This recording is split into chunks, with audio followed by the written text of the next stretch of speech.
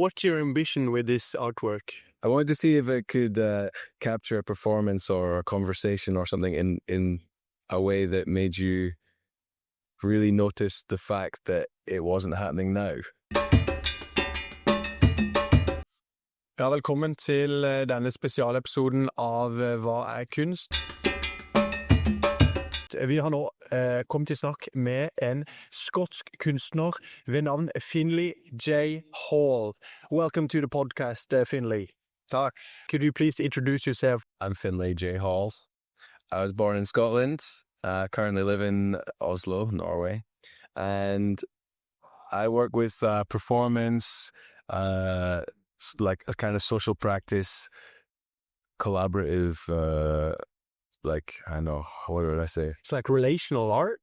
Yeah, I basically get people to do things together. And I have events, usually there's sound element involved and performance. How come you ended up with, as an artist? Was that a streak of fate? Was you born to become an artist, or has this something that you stumbled upon when you were looking for ways to finance your way of life? I always loved drawing and making stuff when I was a kid, and I wanted to make cartoons and things. That was what I wanted to do. But then, you go to school and people try and convince you that that's not what you should do. That's not going to make any money or whatever. So I actually had an apprenticeship lined up as a computer systems engineer. So I would go and plug cables into servers and things like that and fix problems. So I had that as one option, and then going to college to do project school or something similar to that in Scotland, to do a course in that. And I chose the art, and that was it. It was kind of I'm so glad though, because I think I would be so incredibly bored if I was just working fixing computers and stuff.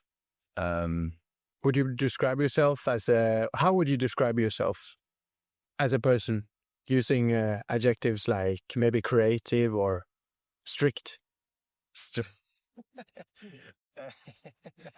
To be honest, I think I'm a bit of a control freak. But I also I may be critical in a way. When I see something, I don't like the way it works, or if something's unfair, or if I see there's kind of there's more opportunity for more fun to be had or something like that, then I feel like it's a shame that that's not happening. So then I want to try and fix that, or do something that allows people to see how something's broken. So maybe also proactive is how I'd maybe describe myself. And in a short bit, we're going to talk more about how this type of attitude and personality results itself in an artwork. But first of all, I'm really curious to know more about the themes that makes you engage as an artist. What type, if you look in your portfolio that you've built up over the years, what is the main theme? What is the red thread in your artistship?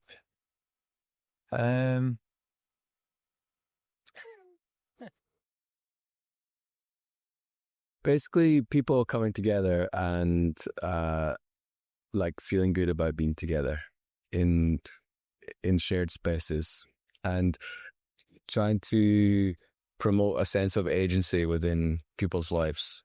Trying to show that this is our world that we all make together, rather than someone else's world that we just inhabit. I've done a lot of things that involve getting people to perform together, and people that they think they can't do something, they say, oh, I can't do that. But then once we kind of get in the room together or in the space together and we all start doing things together, they realize that they can, and they're kind of pushing their boundaries. And I think or I hope that kind of this trickles through the rest of their lives, Maybe they're in the office and then they sort of feel like they can speak up a bit more to the boss or something like that. More agency in people's life through participating in your artworks, or maybe being visit or looking at it and experiencing it. Yeah, exactly. Yeah. Now let's talk more in specific about the artwork that we have been so lucky to be able to see here at where we are now at the Kunsthøgskole in Norway. And please explain the artwork that you have made. So the artwork that I made for my master's show is there's actually two artworks. One of them is a sound installation based off of the monolith from 2001. The Seen that monolith? No, have you seen the film? No, I haven't seen it. They're these kind of big black boxes that are computers put there by aliens. And they sort of watch over mankind as they progress through, technological advancements and stuff. But they're these sort of ever-present, presence. They're just there watching, So I basically wanted to make an installation that could capture events in a certain space. So basically what this sculpture does is it records the sound of the environment, it stores it for 1 hour, and then it plays it back. And then that gets recorded, because that's now in the space. And then that gets played back an hour later, and so on and so forth. So you get this sort of layering of all the things that have happened in that space on that day. A very mythical artwork, I would say. Mythical, yeah. One of my friends described it. She said it makes you nostalgic for an hour ago, and I really like that, because that was kind of my idea. I wanted to sort of see if this could heighten our awareness of like being in a space and time passing. So, what's your ambition with this artwork? It was an experiment. I wanted to see if it could capture a performance or a conversation or something in a way that made you really notice the fact that it wasn't happening now.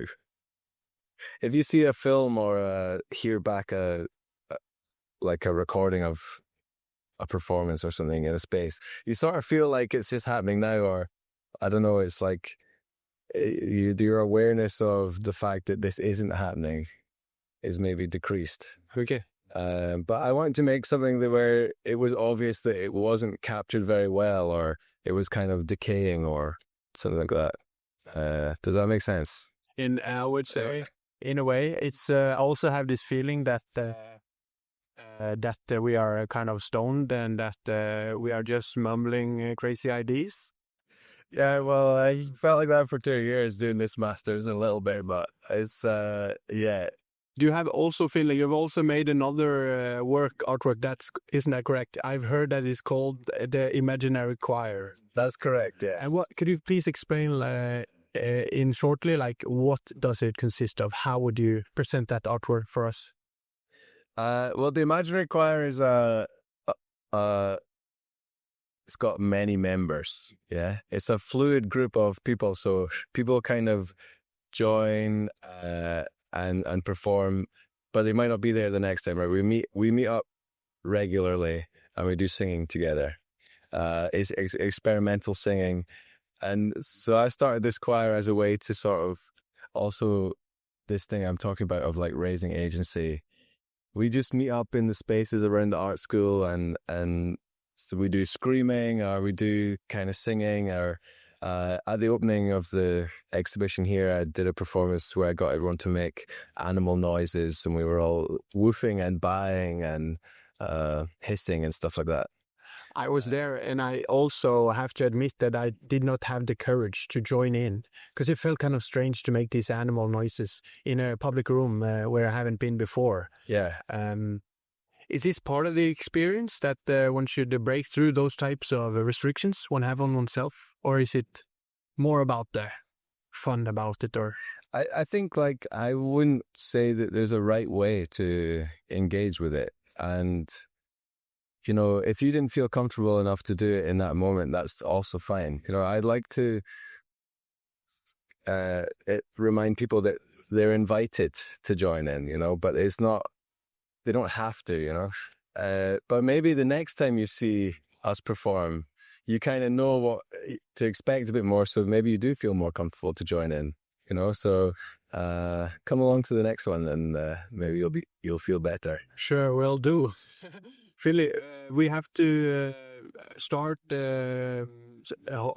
stopping this interview, but while we are here at the principal's parking lot while she's at the hytte, I would like to invite you to reflect a little bit on the future, because as you said, you are now examined here at the art school. You have a future ahead of you. What do you think is going to make it or break it for you as an artist in the future? What is it that sort of is going to secure that you can keep doing what you love in the future? Well, I think to be an artist, you have to be kind of stubborn. And as I've grown up, I've seen people kind of get a bit tired of it all, and you know, they go and get a job and they sort of stop making things and stuff.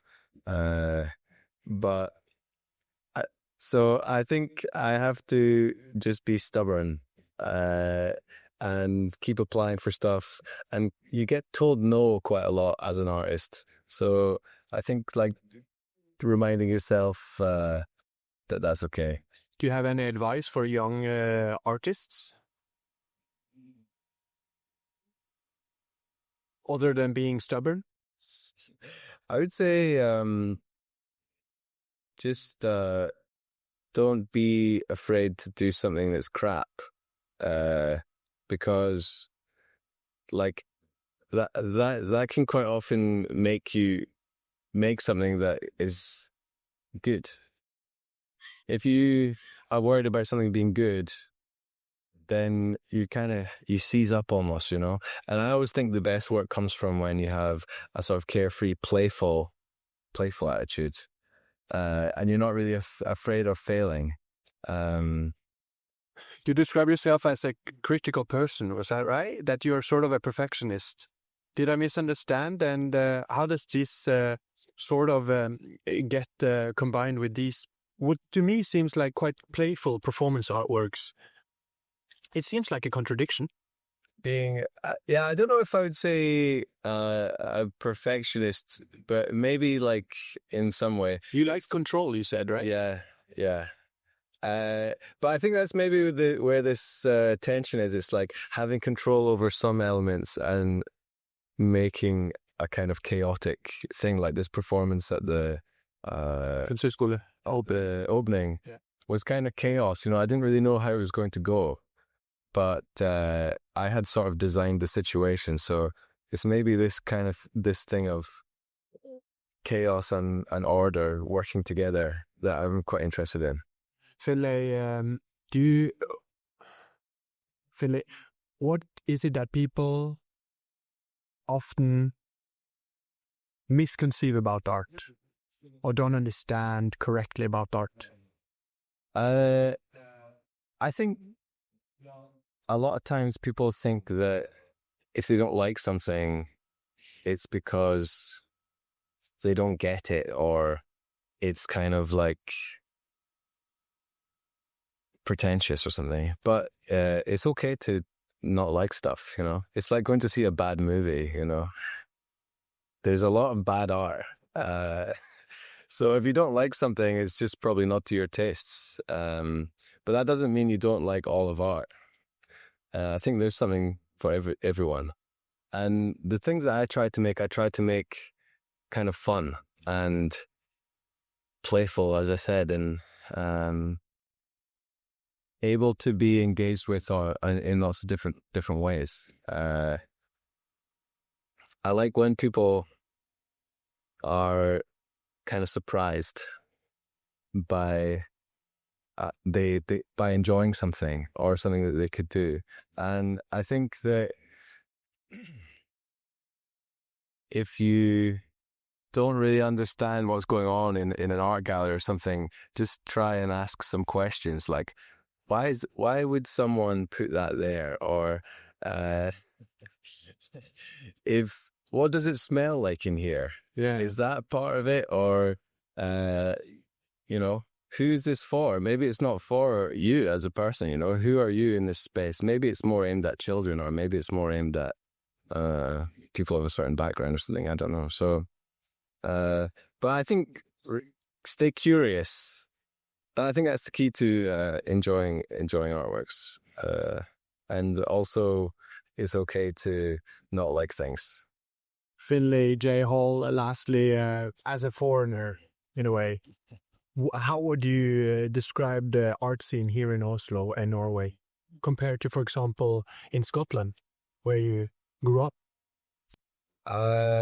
Well, I don't know, it just maybe a bit of a boring answer, but it's basically, I think the way that funding works here is slightly different. So in Scotland, you have to kind of do stuff first, and then you get money after you've done stuff for a year, So people are often making things with no money or very little money, or things they find on the street, And I had a project that was based in a car park. We ran an art gallery in a car park for like 5 years. But here, I think sometimes it's like there's a bit more money going around, so people maybe want things to be a bit more high production value. Can be the case. But yeah, I kind of find that quite interesting, because I like working with like things that are maybe free or that we already have there. I read on your jacket that it says that artists make a better world. I see it, you have it there. Artists make a better world. Would you care to elaborate? Well, this was actually from a campaign in Scotland where they were cutting a lot of the arts funding. And this was the campaign that they came up with to try and to battle it. But I always loved that statement, artists make a better world, because I don't know. I mean, the world without art would be kind of boring, I think. And also, like, I think whenever you make an artwork, you're contributing to the world. That's why I also like that. And whenever you do anything, you're contributing to the world. Like, I like to think of the world as a kind of shared project that we're all involved in, Yeah. And on those wise last words, I would like to thank you, Finlay J. Hall, for doing this little talk here at the principal's parking lot while she's at the hytte. I think you are correct about the last thing you said, so thank you for being involved. Thank you very much. It was so nice to talk to you, Thanks for having me.